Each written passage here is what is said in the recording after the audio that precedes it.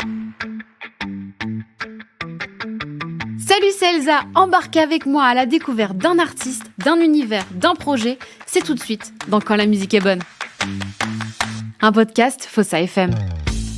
Bonjour à tous, alors aujourd'hui dans l'émission Quand la musique est bonne, je reçois Elane, comment vas-tu ? Ça va très bien, merci, et toi ? Bah écoute, moi ça va, je suis très ravie de te recevoir dans cette émission Quand la musique est bonne.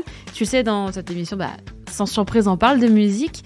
Et justement, je voulais savoir quel était ton premier souvenir lié à la musique ? Mon premier souvenir, c'est drôle, j'ai une image en tête et l'image c'est moi avec un violoncelle. C'est une photo de moi que j'adore avec un violoncelle où j'ai 3 ans et demi, 4 ans. Voilà, en image ce serait ça. Sinon mes premiers souvenirs c'est mon frère et ma sœur qui répètent à fond leur instrument chez mes parents. Et Voilà. du coup, comment la musique elle est venue à toi ? Parce que tu viens de dire que tes frères et sœurs jouaient de la musique aussi, font de la musique. Alors comment ça m'est venu ? Petite anecdote fun, j'avais pas trop de babysitter enfant. Mes parents m'emmenaient beaucoup vu que je suis la petite dernière. Ils m'emmenaient voir mes frères et sœurs justement au conservatoire, en concert, etc. Ouais. Et au conservatoire, dans l'orchestre du conservatoire de mon frère, il y avait une petite violoncelliste qui avait une robe de princesse. Et j'ai réclamé à ma mère la même robe, donc du haut de mes 2-3 ans. Et elle m'a répondu, le jour où tu joueras comme cette petite fille du violoncelle, tu auras la même robe. Donc, quelques semaines après, j'ai eu un petit violoncelle et j'ai commencé le violoncelle pour une robe de princesse. Voilà. Mais donc, du coup, tu as choisi cet instrument-là parce que tu voulais absolument la robe qui allait avec. C'est ça. Est-ce que tu as fini par avoir la robe qui allait avec ? Alors, celle-ci, je ne sais pas, mais j'en ai eu d'autres. Et du coup, cet instrument-là, tu l'as commencé très tôt, en fait. Ouais, j'ai commencé hyper tôt. J'étais trop petite pour le conservatoire, donc j'avais un prof particulier. Ouais. J'ai commencé vers 3 ans, tout ce qui était un peu solfège, lecture de notes, etc. Et apprentissage violoncelle, mais en vrai, vers 3 ans, c'est un peu galère. Et les cours vraiment particuliers à 4 ans. Donc ouais, pas grande. Ouais, donc tu as commencé en fait finalement par la porte un peu classique, en tout cas pour l'apprentissage d'instruments. Moi, je suis carrément complètement musicienne classique. J'ai fait tout le cursus conservatoire et compagnie. Donc ouais, ça a été appris de manière très classique, ouais. Et t'as étudié en tout cas le violoncelle, tu l'as appris pendant combien de temps pour pouvoir en jouer aussi bien maintenant ? J'ai arrêté à 25 ans. J'ai eu mon prix à 19 et après j'ai poursuivi dans des écoles supérieures en perfectionnement. Ouais. Et jusqu'à 25 ans, j'ai pris mon dernier cours à ce moment-là. Et comment est-ce que tu t'es dit c'est mon dernier cours ? Je me le suis pas dit. Ce sera d'ailleurs pas le dernier parce que il faut, c'est comme en chant, t'es obligé de reprendre des cours quand même de manière un peu régulière. Ouais. J'ai pas été une très bonne élève de ce côté-là. Mais en fait, ça a été mon dernier cours parce que en parallèle, donc là, j'étais en perfectionnement à Rueil-Malmaison. Et en parallèle, j'étais en école de commerce et je passais mon master. Ouais. Et il fallait que je choisisse entre aller au partiel et passer mon dernier prix. Et je suis allée au partiel. J'ai validé mon master et je ne suis pas allée à l'examen de violoncelle. Et j'avoue, j'ai eu tellement honte d'avoir prévenu personne et de pas y aller que je suis plus jamais retournée là-bas. J'ai même pas rappelé ma prof. Enfin, c'est vraiment une histoire terrible. J'ai extrêmement honte. Voilà. Après, des fois, quand il faut choisir, là, tu l'as fait à ta manière. Ouais, mais j'ai recroisé ma prof quelques années après. Je me suis excusée en disant que j'avais été un peu surmenée et que je m'y étais mal prise. Et bon, voilà, elle m'a pardonné. Tu fais de la musique, tu as appris la musique avec le violoncelle, mais tu écris aussi.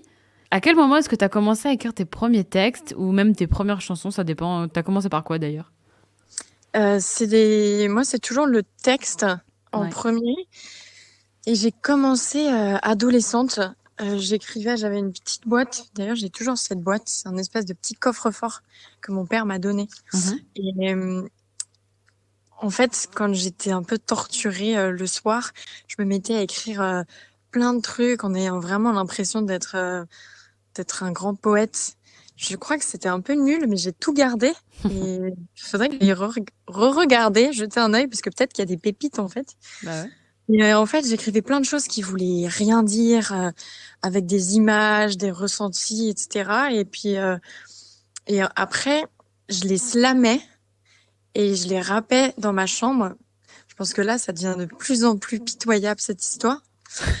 Et je me disais qu'en vrai, j'allais devenir Diams et que j'avais plein de choses à dire. Et bah, je suis pas devenue Diams et j'ai jamais rappé. Mais après, je me suis mise au piano et je disais mes textes avec des petits accords en dessous. Et puis de fil en aiguille, bah j'en ai fait des chansons. Voilà. Et donc, tu composes aussi, donc tu composes en général avec plutôt le piano ou le violoncelle?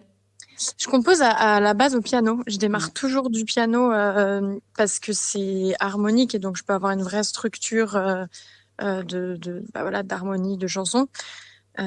Après, je passe sur l'ordinateur où là, je prends le temps d'enregistrer tout au violoncelle. Donc, chaque partie de piano, je commence par la basse, ensuite, je fais l'aigu, les notes intermédiaires.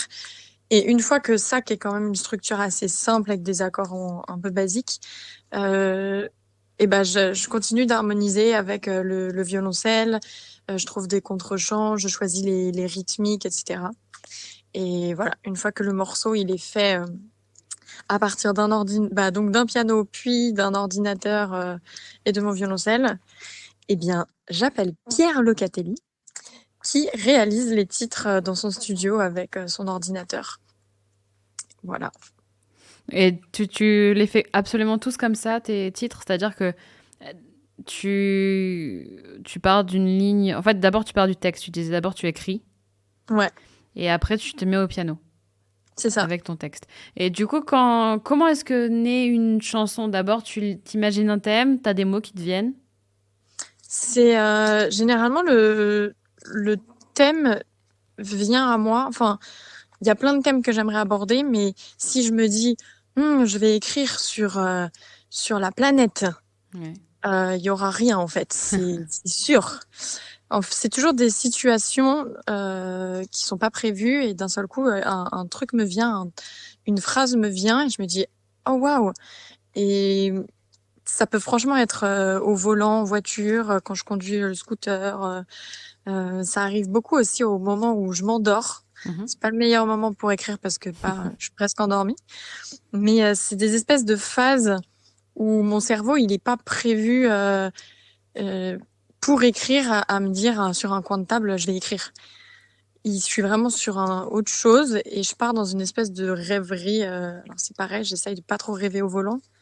Mais C'est t'as mieux. cette espèce d'état d'esprit, tu sais, t'es pas en transe non plus quand tu conduis, mais ta tête, Oui. elle est un peu posée et tu te mets à avoir des idées qui partent, qui quittent ta tête et c'est comme ça que les textes me viennent. Et après, évidemment, une fois qu'il y a quand même une trame et une ligne directrice d'un texte qui a commencé à voir le jour, bah, pour le peaufiner et pour le terminer et que ça en devienne vraiment une chanson, je finis toujours sur un coin de table euh, à essayer vraiment bah voilà, d'en faire un vrai texte, de trouver Mm. le bon nombre de pieds, d'affiner les idées, etc. Est-ce que tu as des artistes dans l'écriture ou dans la composition qui t'inspirent plus que d'autres? Euh, Dans l'écriture, Mm. il y a Camille, la chanteuse Camille, que Ouais. j'adore. J'ai vraiment poncé ses albums. Elle, j'aime beaucoup sa manière d'écrire ses textes, de mettre des images, voilà, de mettre ses mots en images, j'aime beaucoup. Et au niveau de la compo, je dirais peut-être plus des arrangements, etc. J'ai été beaucoup baignée dans la chanson française et la chanson française de l'époque, c'est-à-dire Reggiani, Brel, etc. Mhm. Les arrangements sont toujours extrêmement fournis, symphoniques, mais on n'est pas sur le symphonique, même si j'aime aussi beaucoup Calogero. Euh, il est souvent avec un orchestre symphonique, mais on Ouais. n'est pas sur les mêmes arrangements. C'est pas du tout la même chose. Et quand on réécoute les vinyles, en effet, de Reggiani, c'est tellement beau, c'est tellement classique derrière, et en même temps, il pose des textes, parfois parlés, parfois chantés, déclamés. Et Je pense que c'est ça qui m'a énormément inspiré ma manière aujourd'hui d'avoir envie de faire ma musique. Oui, je parle d'artistes qui t'ont inspiré parce que avant de lancer en solo dans la musique, t'as accompagné sur scène plusieurs artistes comme Yel Names, Cap the Youth ou même Benabar pour citer que. Alors, ces artistes-là, en l'occurrence, c'était pas de la vie de tournée, c'est beaucoup de promos. Ok. J'ai fait pas mal de promos télé, promos radio, justement, pour des artistes. Donc, en fait, on croise des chemins d'artistes et on passe pas pour autant derrière des jours et des semaines ensemble. Mhm. Euh, Il y a d'autres artistes avec lesquels je suis en tournée pour le coup. Généralement, c'est pas forcément des artistes très connus. Enfin, là, je suis en train de terminer une tournée d'un artiste, mais sur les moins connus, c'est des projets émergents et c'est vrai que moi, ça m'inspire énormément de voir d'autres artistes qui créent, qui montent leur live. J'ai fait énormément de résidences pour le coup avec des projets semi-émergents, on va dire. Ouais. Et voir des artistes être coachés, voir le show se monter, etc. C'est hyper inspirant. Généralement, c'est d'ailleurs très frustrant parce que j'ai envie de dire, on peut faire pouce, j'ai une idée géniale qui vient de me venir, il faut absolument que j'aille écrire ou que j'aille chanter dans mon téléphone. Et en fait, tu peux pas, donc t'essayes d'avoir ça en tête et d'y retourner le soir. Mais voilà, j'ai fait en effet des tournées de résidence, je l'ai fait aussi beaucoup en musique classique. Sur des tournées d'opéra ou des tournées de théâtre musicaux. Et tout ça mélangé, en fait, c'est vrai que c'est hyper inspirant voilà, de voir les choses qui se construisent. Oui, parce que finalement, tout ça, toute cette pluralité de choses et de moments que tu vis, ça te forge et ça t'inspire et ça fait aussi un peu ton univers qui est éduqué un peu dans le classique, mais pas que. Et du coup, forcément, ça t'aide, j'imagine, aussi à voir pas mal de choses pour toi. Ah bah, c'est clair qu'au niveau de l'inspi et aussi du choix de ce que j'ai envie de faire, c'est sans mon métier à la base de violoncelliste chanteuse en tant que side girl, Mhm.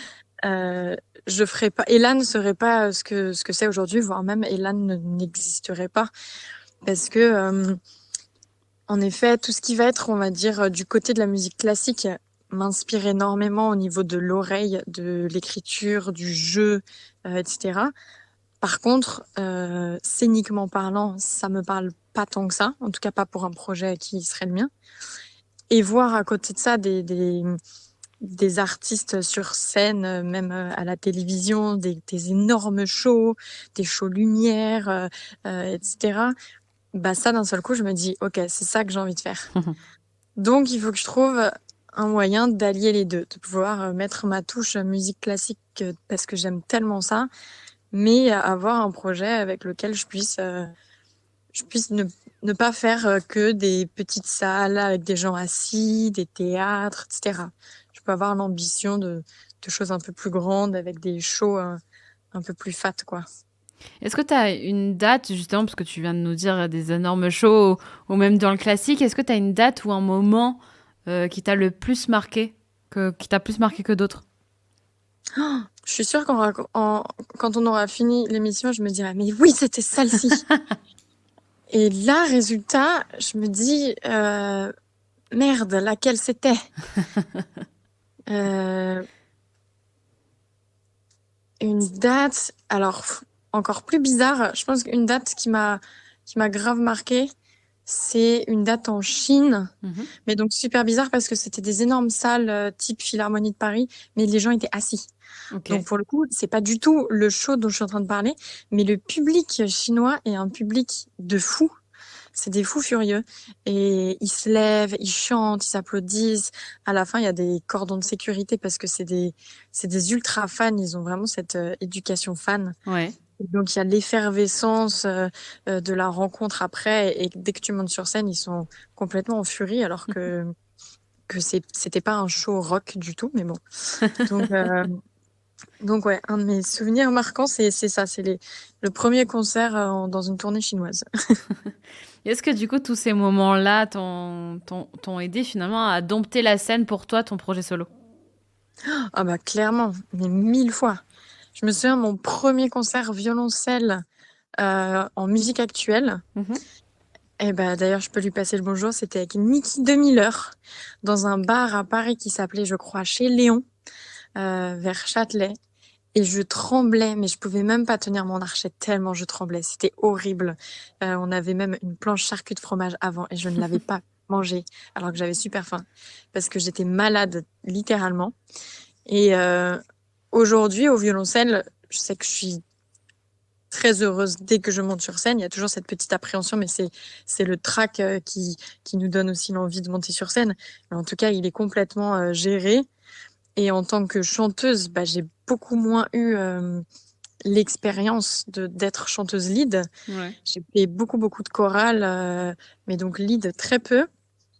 Et pareil, c'est en Chine justement que j'ai fait un premier concert où j'étais chanteuse lead avec un micro à la main où il fallait que j'aille sur la scène face à 2000 personnes. Et à la première fois, j'ai cru que je pourrais jamais monter sur scène. C'était horrible. J'étais malade. Et aujourd'hui, je suis pas, c'est pas le meilleur moment juste avant de monter sur scène, mais en tout cas, je suis moins malade. C'est Donc rassurant. ouais, heureusement ouais, que j'ai 10 ans derrière moi de concerts dans plein de lieux différents et dans plein de milieux différents parce que ça te forme, quoi, c'est clair. Et qu'est-ce qui t'a donné envie de te de te lancer vraiment en solo? Parce que qu'est-ce qui t'a fait te dire, ok, c'est mon moment, c'est moi maintenant qui prends le lead en chanson, j'y vais avec mon violoncelle, j'y vais avec mon piano, on y va. Ça s'est pas non plus fait du jour au lendemain, on va pas se mentir. J'imagine. En fait, j'ai commencé à vraiment mettre mes chansons, on va dire, par écrit, dans le sens où j'ai fait les enregistrements, les textes existaient, les arrangements étaient là, voilà, je pouvais arriver avec des maquettes, faire écouter à des gens. Et j'attendais un peu le moment où quelqu'un allait me dire c'est extraordinaire. Évidemment, personne ne dit jamais c'est extraordinaire, encore moins sur une maquette. Et j'osais pas du tout. Moi, j'étais un peu paniquée. Et au final, eh ben, la petite joke, c'est pendant le confinement, enfin pendant la période de confinement, où j'ai rencontré quelqu'un. Et ce quelqu'un est venu chez moi. Et comme on était couvre-feuillé, il allait bien falloir que ce rendez-vous dure 12 heures, Ouais. puisque on allait devoir rester jusqu'au lendemain matin que le couvre-feu se découvre. Et j'ai fini par, au bout de quelques petits verres de rouge, faire écouter une de mes maquettes. Et le garçon en question m'a dit, bingo, faut absolument que tu fasses un truc, c'est tellement beau. Et il m'a dit, je vais te présenter mon réal.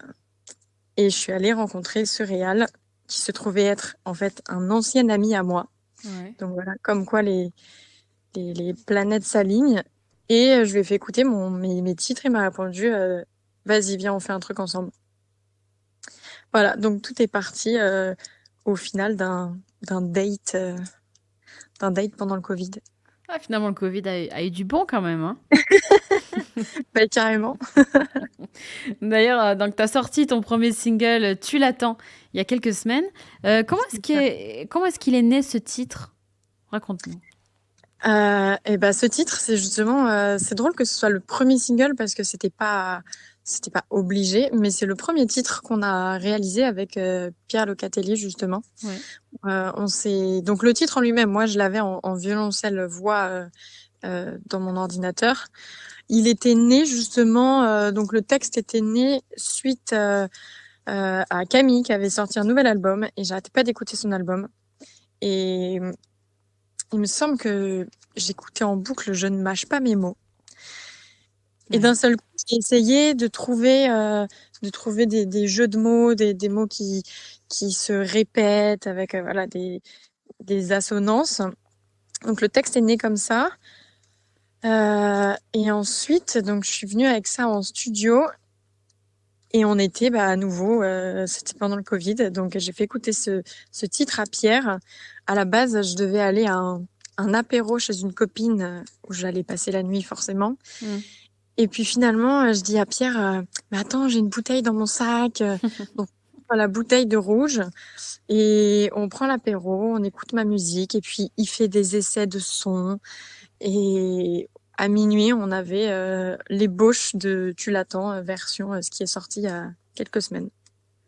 Ouais, finalement, le Covid a vraiment du bon. Et le rouge, apparemment, chez toi, c'est deux choses importantes. Avec Camille. Le rouge, ah oui, le rouge, j'étais là, la couleur rouge, parce Non, que pas c'est la ma couleur couleur. préférée. Je me suis dit, mais comment elle sait que c'est ma couleur préférée, le rouge? C'est Mais super bizarre. j'ai étudié mon sujet. Tu vois? Je l'avais dit à personne, mais maintenant tout le monde le sait. Et ben voilà. Petit scoop. Oh. Et en plus, le rouge n'est même pas du tout important dans ma vie parce que je suis pas une grosse buveuse de rouge. Moi, je suis plutôt team blanc. Donc, tu Ah. vois, c'est vraiment deux hasards de vie qui font que j'avais du rouge pour faire plaisir aux gens que j'allais voir. Le C'était un Covid et signe. faire plaisir aux gens, ça a du bon. Ce titre-là, il est accompagné d'un clip aussi qui est sorti. Oui. Et il y a le dessin qui a une place importante dans ce clip-là. Ouais, ouais, carrément. C'est c'est Anne-Cécile Kowalewski qui a dessiné sur la dernière image du clip. On me voit en croquis. Mm. Anne-Cécile, c'est un peu mon partenaire des nuits parisiennes et autres folies depuis 15 ans maintenant. Donc, elle est illustratrice de concerts. Et elle me suit depuis toujours. C'est ma première fan. Et je suis sa première fan. Et résultat, elle a fait un peu partie intégrante du clip dans l'écriture. Il y a ces fans prod qui ont écrit donc et réalisé le clip, Yasmine et Fanny, Ouais. qui ont eu envie qui ont eu envie de mettre un peu le dessin au centre de l'histoire. Et donc Anne-Cécile était évidemment la personne à qui on a pensé tout de suite pour nous aider là-dedans. Et en gros, Yasmine et Fanny, je les connais depuis 2016. Ça va faire 6 ans, ouais. Ouais. On s'est rencontrés à l'Olympia pour les musiciens du métro. Donc j'ai joué à l'Olympia pour un tremplin de musiciens du métro. Mhm. Et elle couvrait l'événement. Et on a vraiment flashé elle sur moi et moi sur elle. Après, on s'est pas trop revus, mais voilà, on s'appréciait énormément. On suivait un peu ce que faisaient les unes et les autres. Et elles ont vu l'évolution de Marion Hélène Trigo, violoncelliste, d'un projet qui joue dans le métro, voilà, jusqu'à finalement Hélène qui veut sortir son projet. Et elles ont eu envie de mettre ça, d'essayer de mettre ça dans le clip et de le traduire en images, et donc de passer par le dessin pour justement montrer la métamorphose, voilà, la libération, l'acceptation de soi. Donc l'idée de base vient d'elle. Et c'était important pour toi de mettre finalement une image sur ce texte que tu avais écrit, ces notes que tu avais imaginées? Moi, je suis très très visuelle. En fait, j'écoute peu de musique en tant que telle. Je suis pas une très très grosse consommatrice de musique, mais allez streamer quand même mon titre. Mais moi, je stream pas énormément. Je regarde la musique en fait. Je peux buter un clip 100 fois de suite pour écouter la musique, Ouais. parce que c'est les images qui vont me parler. Et si je peux pas regarder un clip parce que je conduis, je vais écouter de la musique, mais j'écoute toujours les titres en boucle. Ouais. Et j'ai forcément des images en tête jusqu'à ce que j'ai écrit le clip dans ma tête. Et une fois que j'ai écrit le clip d'une chanson, je passe à une autre chanson. Ok. Et résultat, pour moi, mes titres, j'ai des images sur chacun d'eux. Et j'ai vraiment envie de pouvoir les clipper tous, parce que pour moi, un univers, c'est hyper important. J'aime beaucoup écouter de la musique quand j'ai un cadre et un univers autour de moi. Et j'ai envie, de fait, de pouvoir proposer ça pour les gens qui vont écouter ma musique.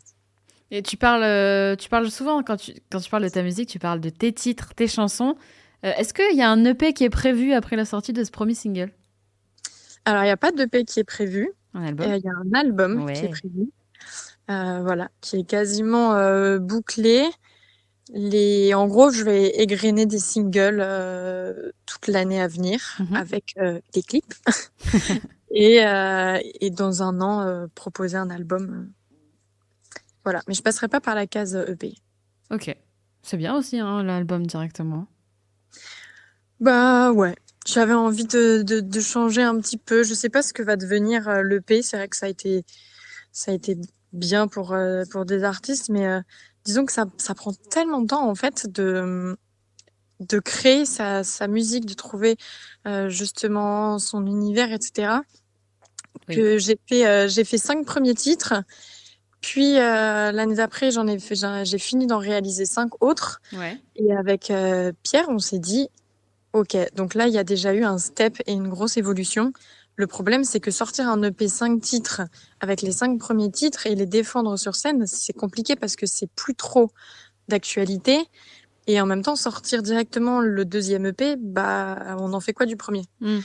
Donc, j'ai choisi de tout mettre ensemble. Et donc là, je finis d'enregistrer les derniers titres et sur les anciens titres, enfin les 5 premiers en tout cas, de redonner un petit coup de polish plus actuel, ce qui fait que bah, finalement les titres tous mélangés, 13 titres, enfin 10, 13 titres ensemble, on voit pas forcément une évolution, mais si on les met 5 plus 5, on voit vraiment qu'il y a des années d'écart entre les Ouais. deux. Donc voilà pourquoi j'ai choisi le format album. C'est bien aussi. Directement. Et est-ce que tu vas le sortir que en digital ou tu penses aussi au physique? Ah non, il sera en physique, c'est sûr. Ah, En vrai, même les singles, si j'avais eu les moyens de pouvoir sortir des singles en carton ouais. comme à l'époque on les achetait sur les aires d'autoroute, je Mm-mm. l'aurais évidemment fait.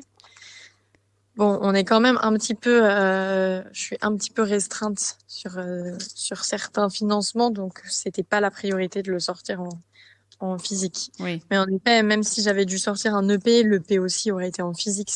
Je trouve que l'objet est trop important et justement, comme je mets beaucoup d'importance aux images Mm-mm. et au fait de clipper la musique, bah, je mets évidemment autant d'importance derrière sur avoir un objet, une image, pouvoir mettre des trucs à l'intérieur. Enfin, c'est trop important.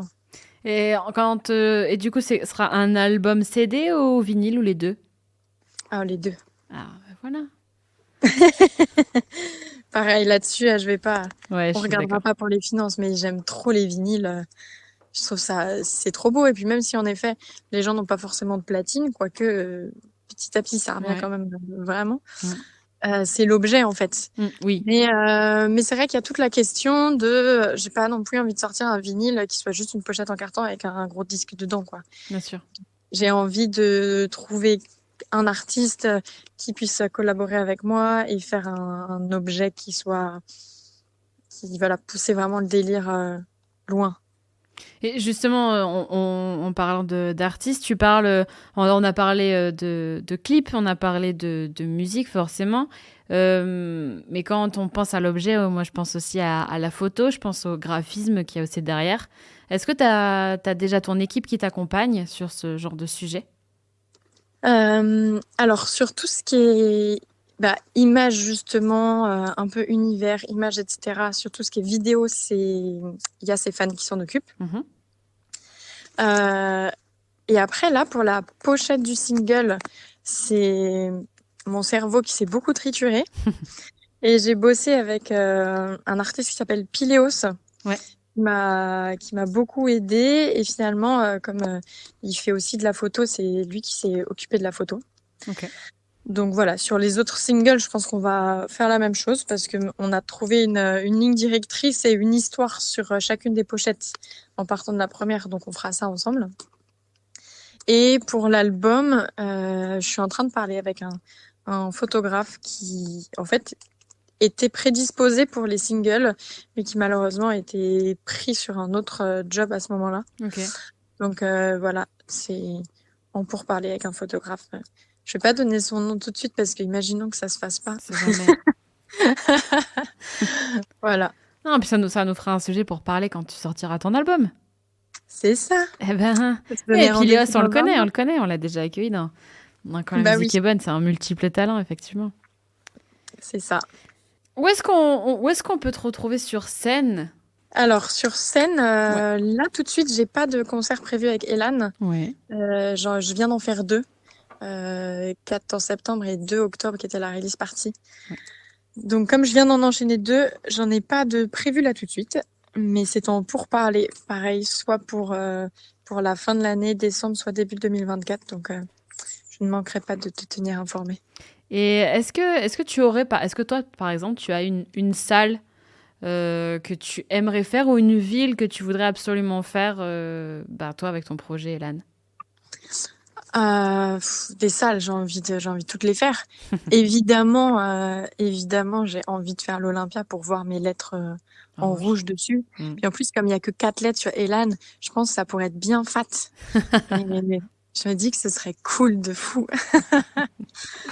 Sinon, en ville, moi, je dirais carrément pays. J'aimerais beaucoup aller jouer en Allemagne avec ce projet. T'as déjà joué en Allemagne? Pas avec mon projet, mais j'ai forcément déjà joué en Allemagne, mais je me souviens pas parce que ça remonte. Oui. Genre sûrement à l'époque où j'étudiais à la Sorbonne en musicaux. Donc je pense que j'ai dû jouer en Allemagne. C'est une des villes que j'ai le plus faites, Ok. mais c'était plus église ou cathédrale, ce genre de concert. Ouais. J'ai pas fait de concert musique actuelle en Allemagne. Mais j'adore l'Allemagne, j'aime beaucoup ce public. Il y a une vraie vibe underground que j'aime beaucoup et j'aimerais beaucoup défendre mon projet là-bas sur justement dans des festivals ou des salles un peu underground. Oui, en même temps, j'ai envie de te dire, quel est le pays dans lequel tu n'as pas vraiment joué? Parce que tu as l'air d'avoir joué beaucoup partout dans le monde, quoi. J'ai pas fait l'Amérique du Sud. Je suis d'ailleurs jamais allée en Amérique du Sud. Bon, Voilà. ok, on a trouvé. Si vous m'entendez, l'Amérique du Sud, venez me chercher. Quand tu parles beaucoup de projets à venir, très bientôt, dans les semaines à venir, est-ce que tu peux nous donner tes réseaux sociaux comme ça, on n'en manquera pas, nos auditeurs ne manqueront pas de suivre ton actualité? Alors, mes réseaux sociaux, c'est juste Elan. Donc, c'est pas juste Elan, genre Elan, c'est juste Elan, genre en 2 mots. C'est Ouais. juste point Elan. Et sur tous les réseaux, c'est ça. Sur Facebook, c'est juste point Elan. Sur Insta, juste point Elan. Sur Spotify, c'est juste Elan, mais cette fois, c'est juste Elan, genre Elan. Ouais. Et où suis-je d'autre? Je suis sur TikTok, mais je suis pas vraiment sur TikTok. J'existe sur TikTok. C'est juste Elan. Bah, merci de nous avoir un peu expliqué le tout début, finalement, le avant même Elan, parce que Les prémices de la musique. c'est ça. C'est important, je trouve, des fois, d'avoir cette vue-là d'un artiste, d'où il est parti jusqu'à ton premier titre, ton premier single qui est sorti. 29 septembre, c'était Yes, le qui soir de la s'appelle pleine lune. Allez, c'est fait exprès? Ah bah évidemment. Pardon. Ouais, non, c'était totalement choisi, ouais. Donc, il s'appelle Tu l'attends et qui est disponible sur toutes les plateformes. D'ici quelques mois, on aura droit à ton album. Moi, je l'attends en physique parce que j'aime le physique. Ouais, ce sera dans quand même une petite année. Hein. Ouais, mais je suis patiente, pas de problème.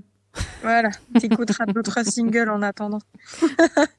Non, mais on sera ravis de te recevoir pour parler des autres titres que finalement, alors certains qu'on connaîtra tout au long de l'année avant que l'album sorte, mais il y en a certains qu'on ne connaîtra qu'à la sortie. Et c'est aussi ça la magie, je trouve, des albums, d'en connaître certains et d'en découvrir d'autres entre.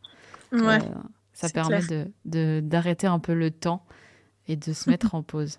Merci beaucoup en tout cas, Elan, d'avoir été avec moi, d'avoir passé ce moment avec moi. Merci à toi. Je te propose qu'on écoute tout de suite ton single et avant ça, je veux juste que tu nous dises pour toi quel est le meilleur moment ou la meilleure situation pour l'écouter. Faut que le son il soit super fort. Ouais. Je dirais début de soirée, genre pas tout début d'apéro, milieu d'apéro où t'es quand même un petit peu ambiancé. Ouais. Et où d'un seul coup, tu sais, tu veux faire écouter un titre à tes potes et en fait, t'es la personne insupportable qui monte le son et qui est tout seul à bouger la tête et à un peu pousser une beuglée sur le titre avec ta bière à la main. Et après, t'étends en disant c'était cool, hein. Et les gens, ils sont là genre ouais, tu viens de nous buter les oreilles. Peut-être qu'en fait, je viens de décrire genre moi en soirée qui fait écouter un titre que j'adore. Voilà. Non, je plaide coupable aussi. Si tu veux tout savoir. Mais bon, c'est pas grave. C'est ça la magie de la musique, de toute façon. Il faut la faire partager. On l'écoutera ensemble avec plaisir alors. Mais quand tu veux, à fond, on sera 2. Bah écoute, on l'écoute tout de suite et je te dis encore un grand merci et je te dis à très vite pour les prochains titres et surtout pour l'album. Merci beaucoup, à très vite avec plaisir.